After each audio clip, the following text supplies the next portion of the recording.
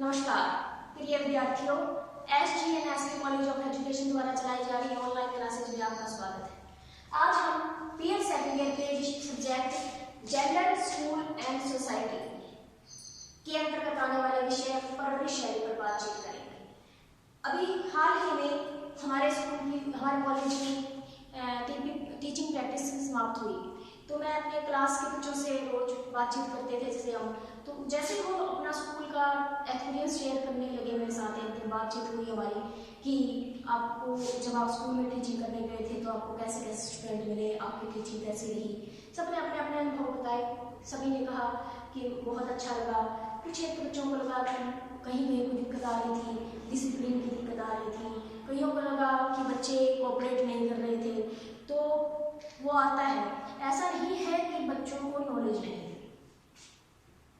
बच्चों को अपने विषय की पूरी नॉलेज थी, टॉपिक तैयार करके गए थे। फिर भी आप लोग जब आप पढ़ाने गए, आप लोग भी गए होंगे, जब आप लोग पढ़ाने गए तब आपको ये छोटी छोटी समस्याएं देखने को मिली होंगी।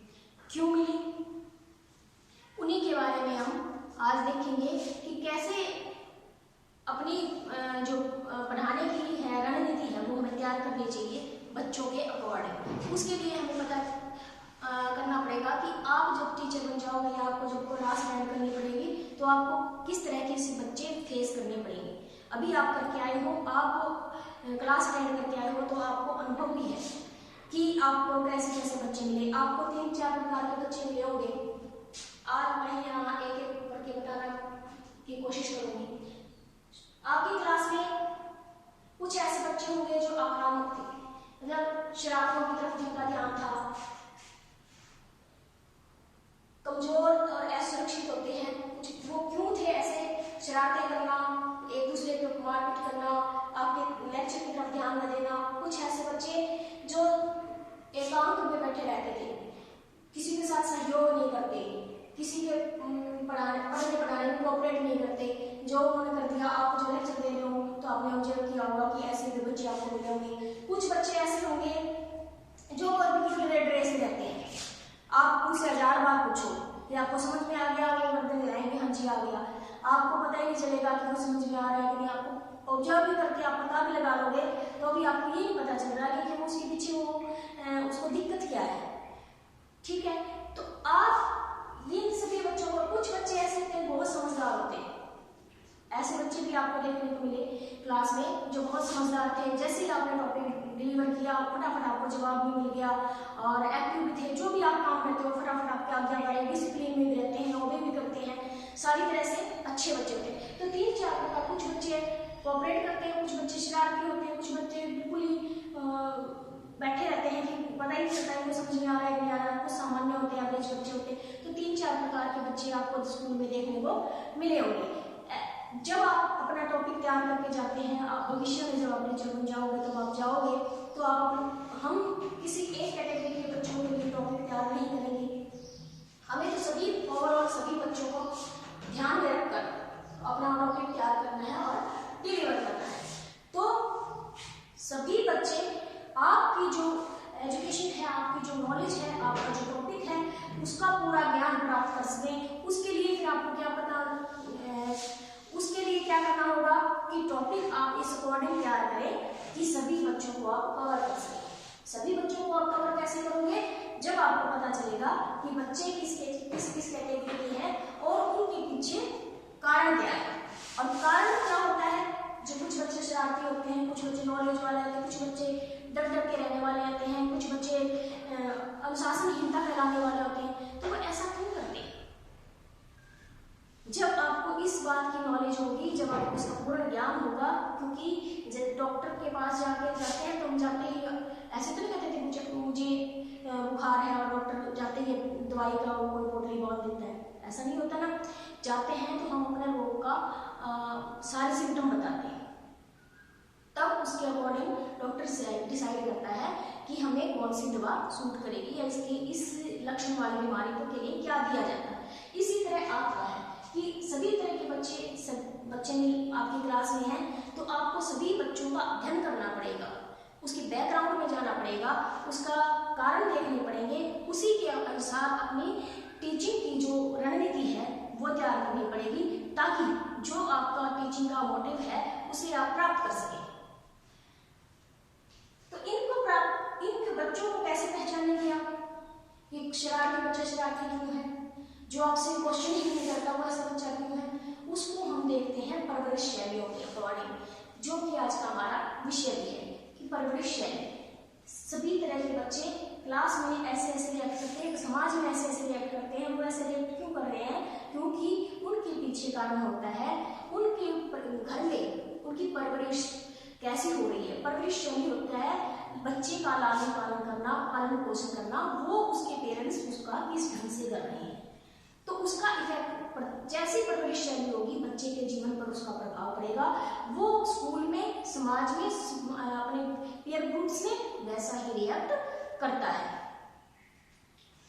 तो हमारे जो हिंदुस्तान में समाज में 4 प्रकार की परवरिश शैलियां पाई जाती हैं। वॉर्मिंग ने जो थे उन्होंने 1960 में परवरिश शैलियों के ऊपर अध्ययन किया कि समाज में किस तरह की परवरिश शैलियां प्रचलित हैं, जिस तरह से इस भिन्न टाइप के व्यवहार के बच्चे सामने आते हैं और वैसा ही फिर समाज का निर्माण होता है। बच्चे बड़े होकर बचपन में जैसा व्यवहार करेंगे, बड़े होते चले जाएंगे, वो व्यवहार सुदृढ़ होता चला जाता है और उसको आत्मसात कर लेते हैं, ग्रहण कर लेते हैं और वैसा ही नागरिक तैयार हो जाता है। तो बच्चा कैसा भविष्य में कैसा वयस्क और युवा बनेगा या नागरिक बनेगा, वो उसका आधार होता है उसकी परवरिश शैली, कि उसकी परवरिश किस ढंग से हो रही है। हमारे समाज में 4 प्रकार की परवरिश शैलियां होती हैं। सबसे पहली होती है आधिकारिक परवरिश शैली। आधिकारिक परवरिश शैली में कैसा होता है? इसमें पेरेंट्स अपने बच्चों को अपनी आवश्यकताओं के अनुसार चलाते हैं। उनका पूरा जीवन, पूरा दिनचर्या उनके अकॉर्डिंग होता है। जो पेरेंट्स अपने देखते हैं कि मेरा बेटा इंजीनियर बने, मेरा बेटा डॉक्टर बने, उसी के अकॉर्डिंग उनका शेड्यूल तैयार कर दिया जाता है। बच्चे की इच्छा का कोई उसमें वैल्यू नहीं दी जाती। तो बच्चे को पूरी तरह से अपने अधीन करके अपनी शर्तों के द्वारा चलाया जाता है। तो इस तरह की परवरिश शैली को फॉलो करने वाले बच्चों का फिर क्या हो जाता है, ये ऐसे जो आपको क्लास में देखने को मिले भी थे, वो इस तरह की परवरिश शैली जो पूर्ण क्या पेरेंट्स के अधीन, उन्हीं की शर्तों के अधीन अपना दिनचर्या करते हैं या अपना डेली रूटीन व्यतीत करते हैं, उन्हीं के अंडर में काम करते हैं सारा। वो कहें तो उठे, उस टाइम उठना है, उस टाइम बैठना है, अब खाना खाना है, अब बाहर जाना है, इतनी देर खेलना है, सारा उनके अकॉर्डिंग उनका शेड्यूल फिक्स होता है। तो इस तरह के बच्चों का व्यवहार कैसा हो जाता है? इस तरह के बच्चे आक्रामक हो जाएंगे, कठोर हो जाएंगे और भयभीत होंगे। अंदर से वो ऊपर से दिखाने की कोशिश करते हैं कि बोल रहे हैं काफी, लेकिन इस तरह के बच्चे भयभीत होते हैं, अंदर से काफी डरे हुए होते हैं, असुरक्षित महसूस करते हैं और कमजोर फील करते हैं अंदर से। जब आपने स्कूल में आपने देखा होगा कि इस तरह के बच्चे भी आपकी क्लास में हैं, जब आप टीचिंग कर रहे होते हैं तो वो कुछ डरा डरा से महसूस करते हैं। तो वो वैसा क्यों महसूस कर रहे थे? उसके पीछे कारण था कि उनकी परवरिश शैली कैसी है, आधिकारिक परवरिश शैली है। उसके वो सारा उनका जो दिनचर्या है वो उनके पेरेंट्स के अकॉर्डिंग चलती है। तो इसको बिल्कुल ही अच्छी परवरिश शैली नहीं माना जाता। ठीक है, सेकंड हमारी होती है उदारवादी परवरिश शैली। इसमें पेरेंट्स क्या करते हैं, इसमें कम नियम होते हैं। ये बिल्कुल इसके आधिकारिक जो परवरिश शैली थी इसके विपरीत होती है,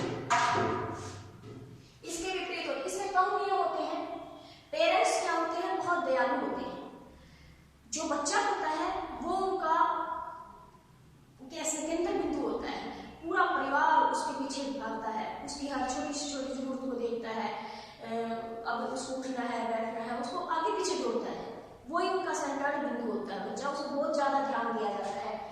जो बच्चे को हर कदम पर संभालते हैं, अपने बच्चे के जीवन को आसान बनाने के लिए उसकी बाधाएं दूर करते हैं। आपने देखा हो बहुत केयरिंग होते हैं इस तरह के पेरेंट्स, जो उदारवादी होते हैं ना, इस तरह बहुत केयरिंग होते हैं। बच्चे को बेटा यहाँ मत जाओ, लग जाएगी, बेटा वहां मत जाओ, लग जाएगी, ये मत खाओ, इससे आपको ये हो जाएगा, ये वो। तो उदारवादी तो बहुत ज्यादा केयरिंग, कोई नियम नहीं होता इनका, खुद ही उनको बच्चों को केयर ज्यादा देते हैं, उनके जीवन को सरल बनाने के लिए, बाधाएं दूर करने के लिए खुद खड़े रहते हैं। तो इस तरह का भी बच्चों के ऊपर फिर क्या होता है, इस तरह की परवरिश शैली का नकारात्मक प्रभाव पड़ता है। इस तरह के बच्चे समूह अहंकारी हो जाते हैं। क्यों? क्यों उनको बहुत ज्यादा अटेंशन दिया जाता है घर में। इतना अटेंशन मिलने के बाद अहंकारी हो, स्कूल में आ जाएंगे, ईगो बहुत होता है उस बच्चे के अंदर। थोड़ा सा कोई कहे मुझे क्यों रहता है, क्यों? क्योंकि वो ऐसे ही परवरिश शैली से बढ़ के आया है। असहयोग की भावना, वो किसी को कोऑपरेट करना पसंद नहीं करता। अपने घर में महाराजा की तरह जीवन व्यतीत किया है, उसको कहते हैं अपनी ना वो कोई चीज शेयर करेगा। आपका जो ग्रुप में बेटा ये प्रोजेक्ट बना लो, वो अकेला अकेला रहेगा, नहीं मैं ये मेरा है, मैंने बनाया है, कुछ भी होगा वो अकेला करना पसंद करेगा, वो कोऑपरेट नहीं करेगा, समूह में नहीं रहेगा, अहंकार की भावना आ जाएगी और असहयोग की भावना आ जाएगी। तो इस तरह से नेगेटिव जो उसके अंदर इफेक्ट्स बच्चे के अंदर इसके उदारवादी शैली के पड़ते हैं। तीसरी हमारी शैली है उदासीन शैली। उदासीन जैसे नाम से ही पता है, इस तरह की परवरिश शैली में बच्चे अपने पेरेंट्स जो है अपने बच्चों का पालन पोषण कैसे करते हैं, बच्चों को बिल्कुल भी ध्यान नहीं देते। सुबह उठे 9 बजे उठे, 11 बजे उठ रहे हैं, 12 बजे उठो, कभी जो खा रहे हैं जो पहनना है अपने अकॉर्डिंग करते चले जाओ, उसके ऊपर कोई बाउंडेशन नहीं होती, कोई नियम कानून नहीं होता, उनको फुल आज़ादी दी जाती है। तो इस तरह के बच्चों का तो आपको पता ही है, जो अपने बच्चों को बहुत हद तक आज़ादी देते हैं वो उदासीन शैली की परवरिश करते हैं। तो ऐसे बच्चे जिनके ऊपर कोई अंकुश नहीं होता, वो बच्चे निरंकुश बच्चे फिर कैसा जीवन व्यतीत करते हैं या कैसे नागरिक बनेंगे या कैसे स्कूल में आप स्टूडेंट बनेंगे, वो भी आपको पता है। ऐसे बच्चे अकेला महसूस करते हैं क्योंकि घर में उनको कभी पेरेंट्स के साथ बैठ के उन्होंने खाना नहीं खाया, टाइम स्पेंड नहीं किया। तो इस तरह के बच्चे संदेहास्पद, डाउटफुल रहते हैं हर केस में, उनको पता ही नहीं चलता कि क्या सही है क्या गलत है। टीचर अगर आप उसको पढ़ाते पढ़ाते को बेटे ये सही है, हाँ जी, आप कहोगे नहीं ये तो मैंने गलत करवाया था, हाँ जी गलत है, वो कोई डिसीजन नहीं ले पाते। कैसे ले पाएंगे? क्योंकि उनको सही गलत का डिसीजन लेना घर पे सिखाया ही नहीं जाता। तो इस तरह से वो ऐसा कुछ कर नहीं पाते, संदिग्ध, भयभीत रहते हैं, असुरक्षित महसूस करते हैं, इनसिक्योर फील करेंगे। क्यों? क्योंकि घर के ऐसे ही वातावरण में उनका पालन पोषण हो रहा है। तो जो उदासीन शैली है, इसका तो इस ऊपर वाली दोनों शैलियों से भी बहुत ज्यादा नेगेटिव इफेक्ट बच्चे के जीवन पर पड़ता है। वो किसी का सुनते नहीं है, वहां उनको रोकने वाला नहीं होता है। क्लास में अगर आप रोक नहीं करना, अनुशासन में रखना चाहो तो उनको बड़ा कठिनाई महसूस होती है।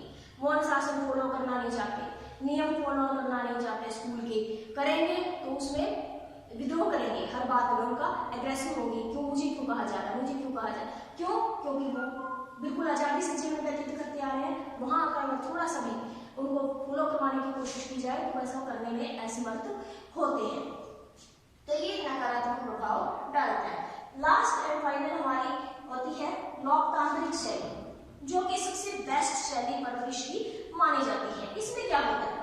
इसमें पेरेंट्स अपने बच्चों को आराम से रखते हैं, लेकिन पूरी आजादी देते हैं, लेकिन बच्चों की जरूरतों और चरित्र के अनुरूप नियम और कानून बनाकर रखते हैं। ऐसा नहीं है कि उनको फुल छूट देती, उनको दोस्त की तरह रखते हैं, फ्रेंडली बिहेव करते हैं। जहां उनकी सजेशन की जरूरत पड़ती है, सजेशन देते हैं कि बेटा आज हमारे घर में ये काम बड़ा, जैसे आप लोग देखते हैं घर में शादी विवाह का फंक्शन किया जाता है या और कोई भी बड़ा कोई फंक्शन ऑर्गेनाइज कर रहे हैं, तो आपके पेरेंट्स आपको बुलाते हैं, बेटा सलाह दो कि इसमें हम ये करने जा रहे हैं, ऐसा करें तो कैसा रहेगा, है खेती बाड़ी वाले हैं, कृषि परिवार से हैं, तो आप लोग देखेंगे कि आपके घर में पेरेंट्स को आपको बुला कर पूछते हैं, बेटा इस सीजन में इस बीज को लगाया है, आजकल आप बहुत पढ़े लिखे हो, आप बताओ इस लाइन में ऑनलाइन देखकर बताओ। तो उनकी सलाह ली जाती है, उनके परामर्श लिए जाते हैं, और जहां उनको जरूरत पड़ती है उनके लिए नियम, शर्तें, कानून भी बनाए जाते हैं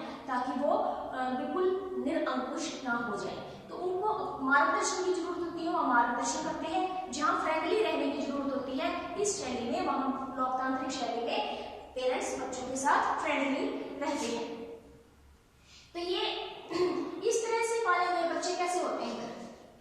ऐसे परवरिश शैली, लोकतांत्रिक परवरिश शैली में पले हुए बच्चों ये बेस्ट मानी गई है। तो इसमें पलने वाले बच्चे बहुत समझदार होते हैं, खुश होते हैं, सफल जीवन जीने वाले होते हैं, निडर होते हैं, सुदृढ़ होते हैं, अपने अपने निर्णय में कोई भी सिचुएशन अपने आप को एडजस्ट करने वाले होते हैं। किसी भी तरह का निर्णय लेना हो तो वो अपनी सोच समझ के अपनी तार्किक शक्ति के अकॉर्डिंग उस निर्णय को डिसाइड कर सकते हैं कि इस सिचुएशन में मुझे कहाँ जाना है, इस सिचुएशन में मुझे क्या करना चाहिए। वो बहुत ज़्यादा एग्रेसिव नहीं होते, बहुत ज़्यादा उनके अंदर धैर्य की भावना होती है, क्योंकि वो उनका लालन पालन इसी ढंग से किया गया है कि वो हर माहौल में अपने आप को एडजस्ट कर सकें। तो ये थी हमारी 4 प्रकार की परवरिश शैलियां, आधिकारिक, उदारवादी, उदासीन और लोकतांत्रिक, जिसमें सबसे बेस्ट मानी गई है लोकतांत्रिक और सबसे बेकार मानी जाती है हमारी उदासीन शैली। इन शैलियों के गुण और दोष का होमवर्क मैं आपको देती हूँ कि इन शैलियों के क्या गुण होते हैं, क्या दोष हो सकते हैं, इनको आप अपने होमवर्क में करके मुझे बतलाइएगा। और अभी मैं इतना ही इसी के साथ अपने वाले को विराम देती हूँ। फिर मिलते हैं हम नेक्स्ट टॉपिक के साथ, किसी अच्छे टॉपिक के साथ। इसके लिए मुझे इजाजत दीजिए। नमस्कार।